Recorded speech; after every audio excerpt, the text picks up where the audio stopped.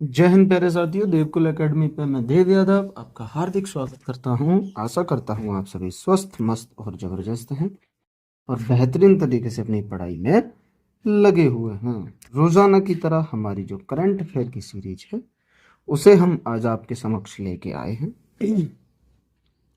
आज हम 30 सितंबर की जो करंट है उसका बेहतरीन तरीके से रिवीजन करने वाले हैं। इस क्यूआर को आप स्कैन करेंगे तो आप सीधा टेलीग्राम चैनल पे पहुंचेंगे। टेलीग्राम चैनल को ज्वाइन कर लें, जहां पे आपको पीडीएफ, इस क्लास की पीडीएफ डाली जाती है, तो आप टेलीग्राम चैनल को ज्वाइन कर लें। तो आज गायत्री मंत्र का टॉपिक है हमारा पंचवर्षीय योजना।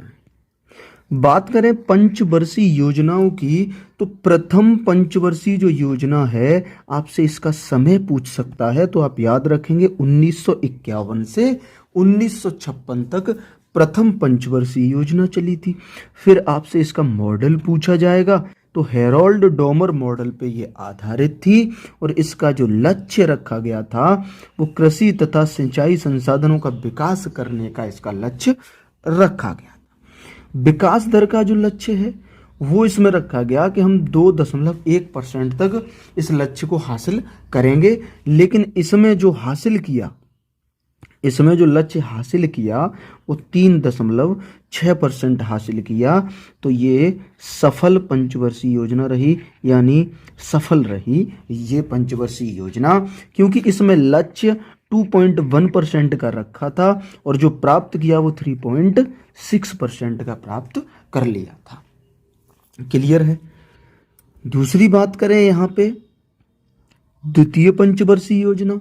द्वितीय पंचवर्षीय योजना का जो समय है वो आप याद रखेंगे कि 1956 से 1961 तक द्वितीय पंचवर्षीय योजना का समय है। ये 1956 में इसकी शुरुआत होती है और 1961 तक ये चलती है। इसका मॉडल आपसे पूछे तो ये महालनोबिस मॉडल पे आधारित थी द्वितीय पंचवर्षीय योजना। इसमें जो उद्देश्य रखा गया वो उद्योगों का विकास व तीव्र औद्योगिकीकरण इसका उद्देश्य रखा गया था और इसका जो विकास दर का लक्ष्य है वो 4.5% रखा गया था, लेकिन प्राप्त जो किया वो 4.26% प्राप्त इसमें कर लिया था। ठीक है। इसमें भारी उद्योगों के विकास पर बल दिया गया था, जिसमें भिलाई इस्पात संयंत्र छत्तीसगढ़ में खोला गया, राउरकेला इस्पात संयंत्र उड़ीसा में और दुर्गापुर इस्पात संयंत्र आपका ये पश्चिम बंगाल में खोला गया था। ये तीन इस्पात संयंत्र लगाए गए थे, एक छत्तीसगढ़ में, एक उड़ीसा में और एक पश्चिम बंगाल में। ठीक है। आगे बात करें तृतीय पंचवर्षीय योजना। इसका जो समय है वो 1961 से शुरू होके 1966 तक ये चली थी।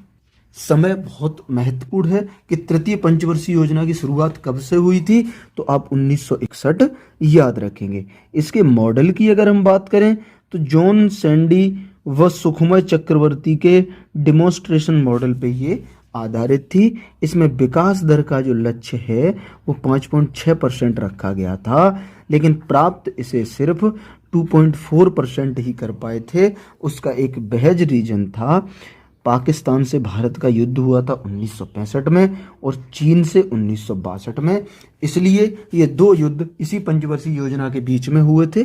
तो इस लक्ष्य को प्राप्त करने में कठिनाई रही, तो इसे प्राप्त फिर नहीं कर पाए। 5.6% का लक्ष्य था, मात्र 2.4% तक ही हम प्राप्त कर पाए थे। क्लियर है। अगले की तरफ अगर बढ़ें तो चौथी पंचवर्षीय योजना की बात करें। चौथी पंचवर्षीय योजना का समय आपको याद रखना है कि 1969 से 1974 तक चौथी पंचवर्षीय योजना रही थी। मॉडल की बात करें तो ये अशोक रुद्र व एल.एस. माने मॉडल पे आधारित थी। इसका जो लक्ष्य रखा गया था वो स्थिरता के साथ आर्थिक विकास व आत्मनिर्भरता को बढ़ावा देना इसका उद्देश्य रहा था और इसके जो विकास दर का इसमें लक्ष्य रखा गया वो 5.5 से 5.7% तक रखा गया था, लेकिन प्राप्त सिर्फ 3.3% ही हुआ था। तो ये आपको याद रखना है कि लक्ष्य रखा गया था 5.5 से 5.7% के बीच, लेकिन इसे प्राप्त सिर्फ और सिर्फ 3.3% ही कर पाए। क्लियर है। आगे बात करें पांचवी पंचवर्षीय योजना। पांचवी पंचवर्षीय योजना का जो समय है वो 1974 से 1979 तक का ये समय है इसका, तो इसको याद रखना है। मॉडल की अगर बात करें तो डीपी धर मॉडल पे ये आधारित थी और इसका जो लक्ष्य है वो गरीबी उन्मूलन के साथ आत्मनिर्भरता को प्राप्त करना इसका लक्ष्य है। ये इम्पोर्टेंट है कि इसका उद्देश्य क्या है, आपको ये उद्देश्य याद रखना है। ये काफी बार परीक्षाओं में प्रश्न पूछा गया। ठीक है, अब बात कर लें विकास दर है उसका लक्ष्य कितना रखा गया था। विकास दर का लक्ष्य 4.4% रखा गया था और प्राप्त इसे जो किया था वो 4.8% किया था। तो ये भी सफल रही हमारी पंचवर्षीय योजना, ये भी सफल रही। ठीक है, इसमें आपको इसका ये मॉडल याद रखना है, समय याद रखना है और ये उद्देश्य तो जरूर ही याद रखना है। क्लियर है। अगले की तरफ इसमें हम बढ़ें तो अनवरत्न प्लान आया, जिसे रोलिंग प्लान भी बोलते हैं। तो ये जनता पार्टी की सरकार आने से वर्ष 1978-79 और 1979-80 में रोलिंग प्लान बनाया गया था। ठीक है, ये रोलिंग प्लान जो बनाया गया, अनवरत योजना के जनक किसे माना जाता है, डॉक्टर गुन्नार मेडल को अनवरत योजना का जनक माना जाता है। भारत में इस रोलिंग प्लान को लागू किसने किया, तो डीटी लकड़वाला ने भारत में रोलिंग प्लान को लागू किया था। तो ये भी आपको यहां से याद रखना है। अब बात करें हम छठी पंचवर्षीय योजना की, तो इसका जो समय है वो आपका 1980 से 1985 तक का इसका समय है। किस मॉडल पे आधारित थी, तो आगत निर्गत मॉडल पे ये आधारित थी। इसका जो लक्ष्य रखा गया यानी जो उद्देश्य था वो रोजगार सृजन व गरीबी उन्मूलन इसका उद्देश्य था।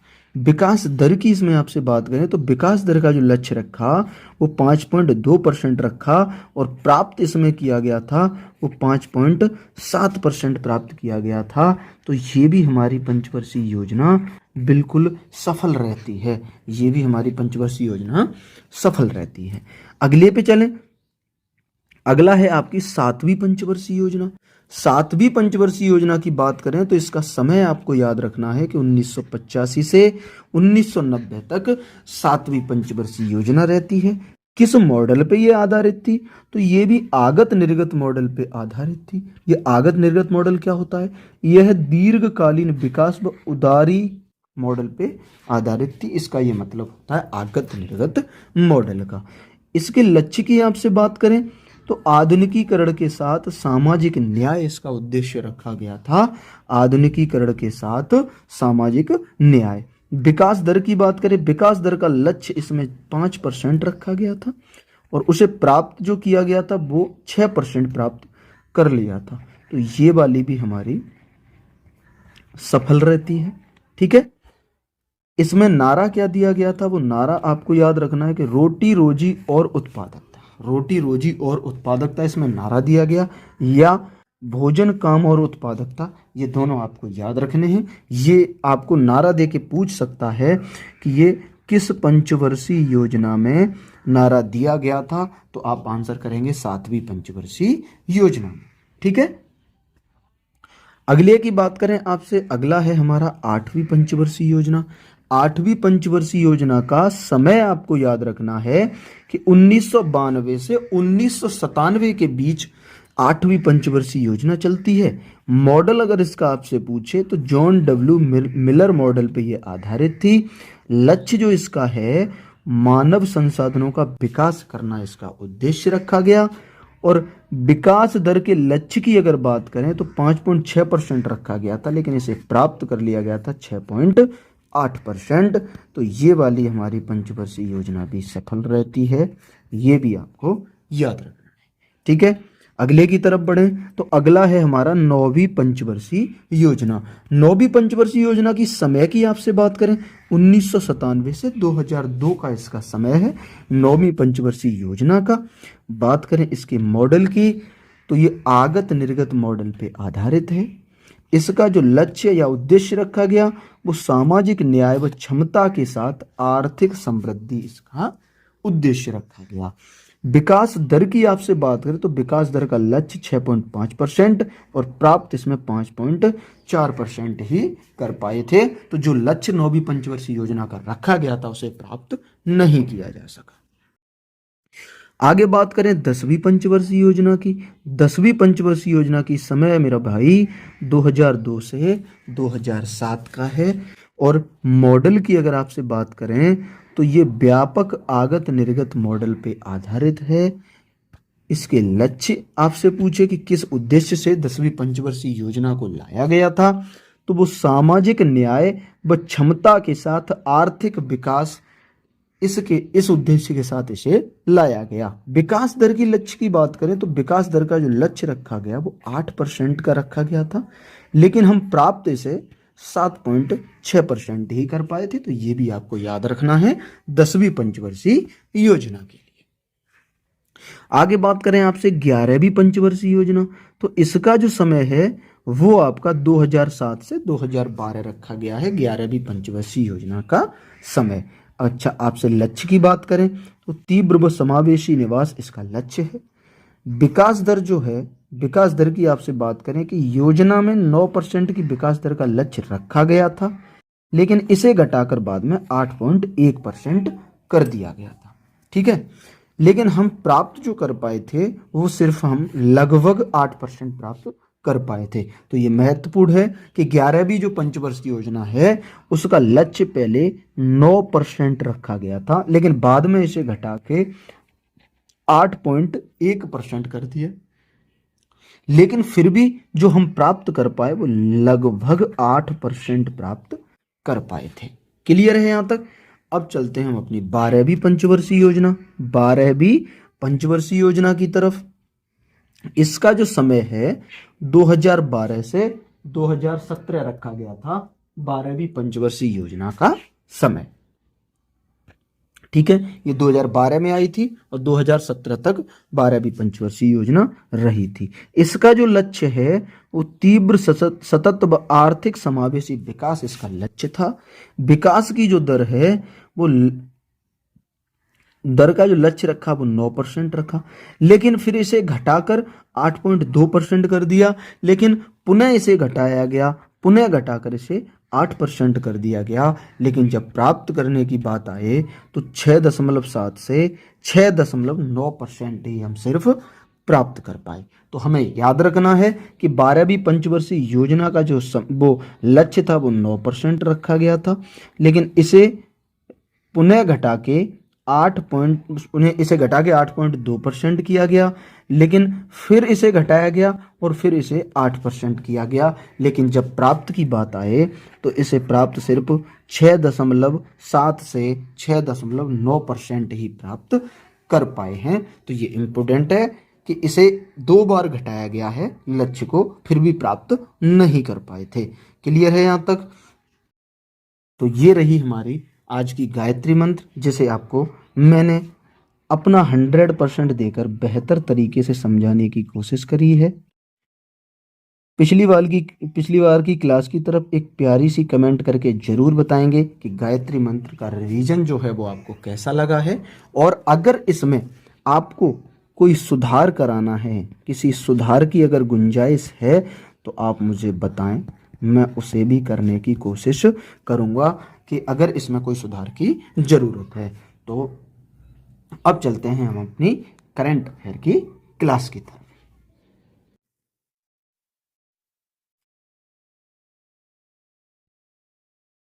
जय हिंद मेरे प्यारे साथियों, देवकुल एकेडमी में मैं देव यादव आपका हार्दिक स्वागत करता हूँ। आज हम 30 सितंबर की करंट का रिवीजन करने वाले हैं। 30 सितंबर की करंट का रिवीजन करेंगे।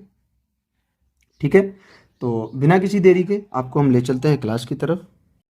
आज का गायत्री मंत्र कैसा रहा उसको आप कमेंट में ज़रूर बताएंगे।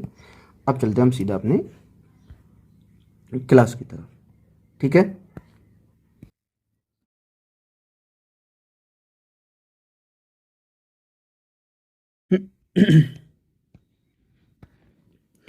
हाल ही में संयुक्त राष्ट्र ने किस देश के खिलाफ प्रतिबंधों को फिर से सक्रिय किया है। तो संयुक्त राष्ट्र ने ईरान पे जो प्रतिबंध लगाए थे उनको दोबारा से सक्रिय कर दिया है, ये आपको याद रखना है। ईरान की कैपिटल की आपसे बात करें तो ईरान की कैपिटल आपकी तेहरान है, ये आपको याद रखना है।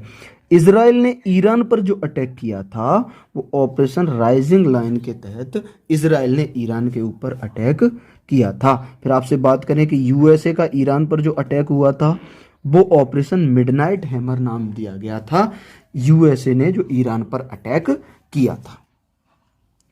फेमस प्रश्न जो काफी बार पूछा गया है कि देवमंद ज्वालामुखी कहाँ स्थित है, तो देवमंद ज्वालामुखी भी आपकी ईरान में ही स्थित है, ये आपको याद रखना है। वहीं भारत का पहला पूर्णतः स्वदेशी 50 किलोवाट का भूतापीय ऊर्जा संयंत्र कहाँ स्थापित होगा, तो ये आपका अरुणाचल प्रदेश में स्थापित होगा। पूर्णतः स्वदेशी 50 किलोवाट का भूतापीय ऊर्जा संयंत्र, और ये भारत का पहला है, भारत का पहला है, इसलिए ये आपके लिए इंपोर्टेंट होता है कि ये भारत का पहला है। अगले प्रश्न की तरफ बढ़े कि हाल ही में भारत ने फाइनल में किसे हराकर 9वीं बार एशिया कप का खिताब जीता है, तो ये भारत ने पाकिस्तान को हराकर 9वीं बार एशिया कप का खिताब जीता है। यहां बात करें कि इसका आयोजन कहां हुआ था, आयोजन जो हुआ था वो यूएई में हुआ था। जो फाइनल मैच है, फाइनल मैच ये आपको याद रखना है कि फाइनल मैच दुबई में खेला गया, दुबई में खेला गया था फाइनल मैच। और किस किस के बीच, तो ये पाकिस्तान और अपना प्यारा भारत के बीच। पाकिस्तान जो हमारा नल्ला पाकिस्तान है, नाजायज औलाद है भारत की, इस पाकिस्तान के खिलाफ और भारत वर्सेस पाकिस्तान के बीच ये मैच हुआ था। क्लियर। अब बात करें कि इसमें एक सेकंड, इसमें प्लेयर ऑफ द जो मैच है वो प्लेयर ऑफ द मैच का अवार्ड तिलक वर्मा को दिया गया है। भारत इसका विजेता, 9 बार भारत इसका विजेता बना है। बात करें कि एशिया कप पहली बार इसका आयोजन जो है वो 1984 में हुआ था और उस समय विजेता भी भारत ही बना था। क्लियर है यहाँ तक। फिर आपसे बात करें कि एसीसी का चेयरमैन, एसीसी का चेयरमैन मोहसिन नकवी है, और ये मोहसिन नकवी ये भी नल्ला देश का है, इसीलिए इससे इंडिया ने ट्रॉफी नहीं ली। और ये बेशरम 2 घंटे तक ऐसा ही खड़ा रहा, लेकिन फिर भी हमारे प्लेयरों ने इससे ट्रॉफी नहीं ली। इसकी तो इंटरनेशनल बेइज्जती, इंटरनेशनल बेइज्जती साला करा के गया है। 2 घंटे खड़ा रहा है बेशर्मों की तरह, लेकिन फिर भी हमारी टीम ने इससे ट्रॉफी नहीं ली है। ठीक है। आगे अब अगर आपसे बात करें कि प्लेयर ऑफ द सीरीज की बात करें तो ये अभिषेक शर्मा को प्लेयर ऑफ द सीरीज का अवार्ड दिया गया है। और मोस्ट वैल्यूएबल प्लेयर की बात करें तो वो कुलदीप यादव को मोस्ट वैल्यूएबल प्लेयर का अवार्ड दिया गया है। तो ये पूरी जानकारी रही हमारी एशिया कप के बारे में। इससे प्रश्न आने वाले एग्जामों में बनेंगे, तो आप इसको अच्छे से याद कर लेना। अगले की बात करें, हाल ही में विश्व हृदय दिवस 2025 कब मनाया गया है, तो ये आपका 29 सितंबर को विश्व हृदय दिवस 2025 मनाया गया है। जिसकी थीम की अगर आपसे बात करें तो एक भी पल न गवाएं, इसकी थीम है। बात करें विश्व रेबीज दिवस की तो 28 सितंबर को विश्व रेबीज दिवस मनाया जाता है। रेबीज के टीके की खोज आपसे पूछी जाती है तो लुई पास्चर को आप याद रखेंगे कि लुई पास्चर ने रेबीज के टीके की खोज की थी। और ये रेबीज रोग जो है ये आपका रहब्डो वायरस से होता है, रेबीज। और इसे हाइड्रोफोबिया भी कहते हैं, हाइड्रोफोबिया यानी पानी से डर लगना, पानी से डर लगना। अगर किसी को ये रोग एक बार होता है तो उसकी मृत्यु निश्चित है, इसका कोई इलाज नहीं है। तभी तो कुत्ते के काटने पे तुरंत जो 3 वैक्सीन लगाई जाती हैं वो हमें लगवानी चाहिए। अगर वो न लगवाई और अगर ये आपको हो गया रेबीज तो आपकी मृत्यु निश्चित है। इसलिए इस चीज को इग्नोर कभी ना करें। विश्व नदी दिवस की अगर आपसे बात करें तो विश्व नदी दिवस भी आपका 28 सितंबर को मना। भारत सरकार और आईजीएनटीयू ने कहा पैसा उत्कृष्टता केंद्र के शुभारंभ के लिए समझौता किया है? तो ये भोपाल में पैसा उत्कृष्टता केंद्र का शुभारंभ होगा। पेशा उत्कृष्टता केंद्र का शुभारंभ कहाँ होगा? तो आप ये भी याद रखेंगे कि भोपाल में होगा। क्लियर है। अगले प्रश्न की तरफ बढ़ें कि भारत में पहली बार विश्व सी फूड कांग्रेस 2026 का आयोजन कहाँ होगा? तो ये चेन्नई में इसका आयोजन होगा। और सबसे ज्यादा गौर देने वाली बात है कि भारत में पहली बार विश्व सी फूड कांग्रेस, इसलिए ये प्रश्न आपके लिए महत्वपूर्ण है कि पहली बार हो रहा है तो कहाँ इसका आयोजन हो रहा है? तो 2026 में इसका आयोजन चेन्नई में होगा। बात करें अंतरराष्ट्रीय साहित्य महोत्सव उन्मेष का आयोजन, तो ये तुम्हारा पटना में होता है अंतरराष्ट्रीय साहित्य महोत्सव उन्मेष का आयोजन। फिडे शतरंज विश्व कप की बात करें तो गोवा में आयोजन होगा। और ब्रिक्स 2026 के होस्ट की बात करें तो भारत को ब्रिक्स 2026 का होस्ट बनाया गया। इग्नू की पहली महिला कुलपति कौन बनी है? अगर आपसे ये बात करें तो उमा कांजी लाल को इग्नू की पहली महिला कुलपति बनाया गया है। वहीं टेस्ट क्रिकेट में दूसरे सबसे ज्यादा रन बनाने वाले खिलाड़ी कौन बने हैं? तो ये जो रूट टेस्ट क्रिकेट में दूसरे सबसे ज्यादा रन बनाने वाले खिलाड़ी बने हैं। अगले प्रश्न की आपसे बात कर रहे हैं। हाल ही में केंद्रीय मंत्री श्री सोनोवाल ने भारत के पहले समुद्री सिमुलेशन केंद्र का उद्घाटन कहाँ किया है? तो ये चेन्नई में भारत के पहले समुद्री सिमुलेशन केंद्र का उद्घाटन किया है। तो ये भी याद रखना भारत का पहला है, इसलिए ये प्रश्न आपके लिए महत्वपूर्ण भी है। भारत का पहला केंद्रीय ऊतक केंद्र की बात करें तो ये नई दिल्ली में इसका खुला है। और ऊतक का अध्ययन आपसे पूछे तो हिस्टोलॉजी ऊतक के अध्ययन को कहते हैं। वहीं एनसीईआरटी ने किसे स्कूली शिक्षा पाठ्यक्रम में शामिल करने की घोषणा की है?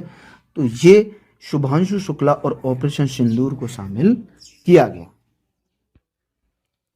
भारत के पहले हिंदी माध्यम के एमबीबीएस कॉलेज को किसने प्रारंभ करने की घोषणा की है? तो मध्य प्रदेश ने भारत के पहले हिंदी माध्यम के एमबीबीएस कॉलेज को प्रारंभ करने की घोषणा की है। यानी मध्य प्रदेश में एमबीबीएस कॉलेज एक खोला जाएगा जिसमें हिंदी माध्यम में आपको एमबीबीएस की पढ़ाई कराई जाएगी। आगे बात करें, हाल ही में फीफा 2026 के शुभंकर के रूप में लॉन्च क्लच का संबंध किस देश से है? तो ये यूएसए से संबंधित है क्लच। फीफा 2026 के होस्ट की आपसे बात करें तो ये यूएसए, कनाडा और मैक्सिको 3 देशों में होगा। और तीनों देशों का अलग अलग इसमें शुभंकर रखा गया है। जैसे यूएसए के शुभंकर की बात करें तो क्लच रखा गया है, ये क्लच का संबंध वाइल्ड ईगल से है। और अगर कनाडा से किसे रखा गया है शुभंकर तो वो मैपल को रखा गया है और मैपल का संबंध दमूस से है। वहीं बात करें मैक्सिको के शुभंकर की तो वो जायू रखा गया है और ये द जैगुआर से संबंधित है जायू। किसने 7 अगस्त को डॉक्टर एमएस स्वामीनाथन के सम्मान में सतत कृषि दिवस घोषित किया है? तो ये महाराष्ट्र सरकार ने 7 अगस्त को डॉक्टर एमएस स्वामीनाथन के सम्मान में सतत कृषि दिवस घोषित कर दिया है। ये भी आपको याद रखना है। आगे आपसे बात करें, हाल ही में चर्चा में रही माही बांसवाड़ा परमाणु ऊर्जा परियोजना की क्षमता कितनी है? तो ये 4 गुणा 700 मेगावाट की क्षमता है, यानी 2800 मेगावाट की क्षमता इसमें रखी गई है। कितने की? 2800 मेगावाट की। लागत की इसकी अगर हम बात करें तो 4200 करोड़ रुपए की इसमें लागत लगी हुई है। कुल 42,000 करोड़ की इसमें लागत लगेगी। कर्क रेखा को 2 बार काटने वाली नदी की अगर बात करें तो वो माही नदी है जो कर्क रेखा को 2 बार काटती है। वहीं वर्ष 2025-26 की डॉक्टर बीसी राय फुटबॉल ट्रॉफी किसने जीती है? तो ये मणिपुर ने वर्ष 2025-26 की डॉक्टर बीसी राय फुटबॉल ट्रॉफी को जीता है। वहीं भारत का पहला मेक इन इंडिया 1 मेगावाट हरित हाइड्रोजन संयंत्र कहाँ प्रारंभ हुआ है? तो ये आपका कांडला में भारत का पहला 1 मेगावाट का हरित हाइड्रोजन संयंत्र प्रारंभ हुआ है। तो ये भी आपको याद रखना है। आगे बात करें, हाल ही में आरबीआई का डिप्टी गवर्नर किसे नियुक्त किया गया है? तो गिरी शिरीष चंद्र मुर्मू को आरबीआई का डिप्टी गवर्नर बनाया गया है। आरबीआई के 26वें गवर्नर की बात करें तो संजय मल्होत्रा आरबीआई के 26वें गवर्नर हैं। वहीं आरबीआई की स्थापना आपसे पूछ ले, 1 अप्रैल 1935 को आरबीआई की स्थापना होती है। और पहले भारतीय गवर्नर अगर पूछे तो सीडी देशमुख आपका जवाब होगा कि पहले भारतीय गवर्नर आपके सीडी देशमुख रहे हैं। वहीं फेसलेस जीएसटी अधिनिर्णय के लिए पायलट परियोजना लागू करने वाला पहला राज्य कौन सा है? तो आपका जवाब होगा कि केरल पहला राज्य है जिसने फेसलेस जीएसटी अधिनिर्णय के लिए पायलट परियोजना को लागू किया है। अगला, इसरो ने चंद्रमा पर मौजूद जीवन की नकल करने वाले होप मिशन को कहां लॉन्च किया है? तो ये लद्दाख में लॉन्च किया है। चंद्रमा पर मौजूद जीवन की नकल करने के लिए होप मिशन को इसरो ने लद्दाख में लॉन्च कर दिया है। अगले प्रश्न की बात करें, हाल ही में कूनो राष्ट्रीय उद्यान में भारत में जन्मी पहली वयस्क मादा चीता का नाम क्या है? इसका नाम मुखी रखा है। जो कूनो राष्ट्रीय उद्यान में जन्मी भारत की पहली वयस्क मादा है जिसका नाम मुखी रखा गया। 47वें नौसेना प्रमुख उप प्रमुख की बात करें तो संजय वात्सायन 47वें नौसेना उप प्रमुख बने हैं। वहीं 71वें राष्ट्रीय फिल्म पुरस्कार 2023 में सर्वश्रेष्ठ फीचर फिल्म का अवार्ड किसे मिला है? तो ये 12th फेल को सर्वश्रेष्ठ फीचर फिल्म का अवार्ड दिया गया है। वहीं सऊदी अरब के रियाद में आयोजित पहले शतरंज ई स्पोर्ट्स विश्व कप 2025 का खिताब किसने जीता है? तो ये मैग्नस ने 2025 का ये खिताब जीत लिया है। ये भी आपको अच्छे से याद रखना है। अगले की आज की लास्ट प्रश्न के, हाल ही में change maker of the year पुरस्कार से किसे सम्मानित किया गया है? तो ये डीआरडीओ को change maker of the year पुरस्कार से सम्मानित किया गया है। डीआरडीओ की स्थापना की आपसे बात करें तो 1 जनवरी 1958 को डीआरडीओ की स्थापना होती है और इसका जो हेडक्वार्टर है वो आपका दिल्ली में है। तो डीआरडीओ की स्थापना 1 जनवरी 1958 को होती है और हेडक्वार्टर डीआरडीओ का दिल्ली में है। 43वें लोकमान्य तिलक राष्ट्रीय पुरस्कार से किसे सम्मानित किया गया है? तो ये नितिन गडकरी को 43वें लोकमान्य तिलक राष्ट्रीय पुरस्कार से सम्मानित किया गया है। U9 कैटेगरी में US kids golf world championship किसने जीती है? तो ये वेदिका भंसाली ने अंडर 9 कैटेगरी में यूएस किड्स गोल्फ चैंपियनशिप जीती है। तो ये रही आज की हमारी 30 सितंबर की क्लास का ये रिवीजन। आपको कैसा लगा है एक प्यारी सी कमेंट करके हमें बताएंगे। क्लास में आपका कमेंट हमें मोटिवेशन जरूर देता है। हमें इससे पता चलता है कि क्लास आज हमने बेहतर तरीके से आपको कराई है और आपको समझाने में हम सक्षम रहे हैं। बाकी अगर आपकी कोई राय है तो आप कमेंट में हमें दे सकते हैं। आपको लगता है कि क्लास में किसी चीज़ का सुधार करना है या किसी चीज़ का परिवर्तन करना है तो आप सभी भाई बहनों की कमेंट का दिल खोल के स्वागत है। कोई बुराई वाली बात नहीं है। अगर आपको कोई कमी महसूस होती है तो आप मुझसे कमेंट कर सकते हैं। एक भाई ने जो कमेंट कल की थी मैं आपको बताऊं, वो भैया का कहना था कि जो काइन मास्टर का जो लोगो आता है ना, काइन मास्टर का लोगो यहाँ कोने में आता है उससे डिस्टर्ब होता है। तो वो मैं बिल्कुल नहीं हटा सकता भाई, क्योंकि मैं यहाँ जॉइंट फैमिली में रहता हूँ, छत पे जाके क्लास रिकॉर्ड करता हूँ। तो सुबह के टाइम पे चिड़ियों की आवाज़, वैसी आवाज़ काफ़ी आपको फिर बैकग्राउंड की आवाज़ से डिस्टर्ब होगा। इस वजह से मुझे काइन मास्टर का यूज़ करना पड़ता है। अगर आप लोगों को बैकग्राउंड की आवाज़ों से जो शोर है उससे डिस्टर्ब ना हो तो बताओ, मैं विदाउट काइन मास्टर के भी डाल सकता हूँ, बट उसमें फिर आपको बहुत प्रॉब्लम होगी। यहाँ सिर्फ एक लोगो है, वहाँ बहुत सारी आवाज़ें आपको मिलेंगी तो उससे प्रॉब्लम हो सकती है। इसलिए भाई नहीं हट सकता। बाकी आपकी कमेंट का स्वागत है, आपने कहा, हमने उसको समझा। मिलेंगे हम आपसे अगली क्लास में एक अगले नए गायत्री मंत्र के साथ और बहुत बेहतर तरीके से समझाने की कोशिश करेंगे ताकि और अच्छे से आपको चीज़ें क्लास में ही याद हो सकें। तो इसी के साथ आज हम यहीं रुकते हैं, कल मिलेंगे एक नई क्लास के साथ। नमस्ते, नमस्कार, जय हिंद, वंदे मातरम।